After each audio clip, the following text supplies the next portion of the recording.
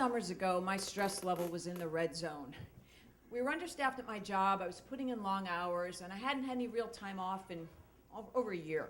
So I was really looking forward to this hiking vacation in the White Mountains of New Hampshire with a group of strange women. What I mean is, the trip was being sponsored by an agency that provides outdoor adventure vacations for women. I hadn't met these women yet, but I was really in need of an adventure. A few days before I was due to leave, I noticed this bright red rash under my ribs, so I did what probably any of you would have done. I ignored it, hoping it would go away. But it didn't go away, it just got more itchy and painful, and I had it checked out, and I found out that I had shingles. What the? Well, of course I have shingles, because I'm stressed out, and shingles can be brought out by stress. But I was determined to go on this vacation. I was just going to be taking these shingles with me. So I fly to New Hampshire, and that first night, the group of 10 of us adventurers and our 2 guides were staying in these townhouses outside the little town of Lincoln, New Hampshire. So that first night after dinner, we're swapping hiking stories, and the conversation turned to trail names. Now, trail names, if you don't know, are nicknames that long-distance hikers get as a result of either a personality quirk or something that happened to them along the trail. So the one guide, Ruth, had taken her kids with her on a lot of hikes, so her trail name was Mountain Mama.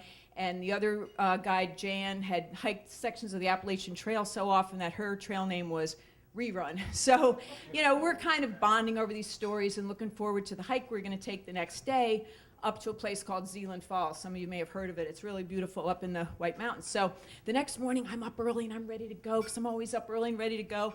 But everybody's running around grabbing their gear and packing their lunches, so I went back to my room for a few minutes to wait. So a little while later, I walk outside and I see that the parking lot's empty and both of the vans are gone. And I'm saying, what the? No, they didn't really drive off and leave me here. They didn't leave me behind, me and my shingles. So I run inside and I grab my cell phone to try to call them, because I knew they must have just left. And my cell phone reads no service, because of course I'm in the mountains where I'm supposed to be escaping my stress. So I knew that they had just left, but they had over an hour to get to the trailhead, and they wouldn't realize I was gone and not with them until they got there, because the 2 guides had obviously flunked kindergarten chaperone lesson 101. You know, count all the heads before you leave. So I try not to cry, and I tell myself, well, at least I'm not locked out of the house. I have my little lunch. I guess I can just stay here and read my book. But I didn't fly all the way to New Hampshire to sit and read my book by myself all day. So by this point, my shingles were as irritated as I was. So I thought, I'm just going to walk into this little town of Lincoln, which was just really a strip mall along the highway, and maybe buy some more Benadryl, who knows, splurge on some calamine lotion, you know. So I trudge into town and back along this busy highway in the hot sun, and I'm sweaty and itchy and, you know, sucking in exhaust fumes from tractor trailers and looking up at the mountains and picturing my newfound friends up in the coolness of the woods near a waterfall. But anyways, I'm almost back to the townhouse. This van pulls around the corner and screeches to a halt, and Ruth jumps out and says, I'm so sorry, we each thought you were in the other van. At which point I wanted to yell, what the fuck? Ruth, walking to the CVS is not my idea of an adventure, okay?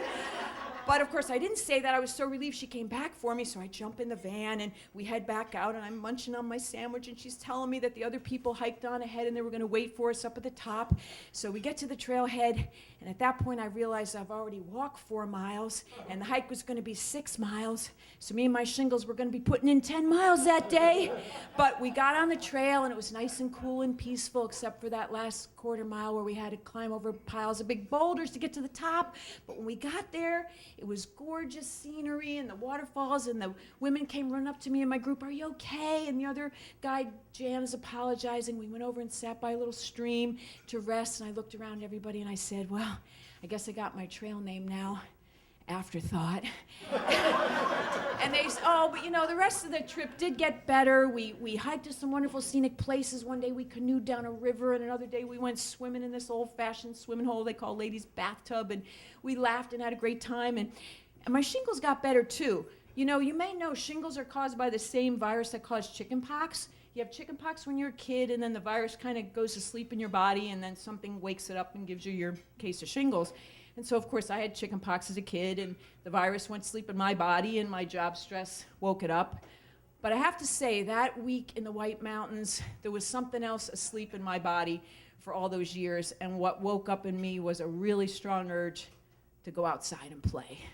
Thank you.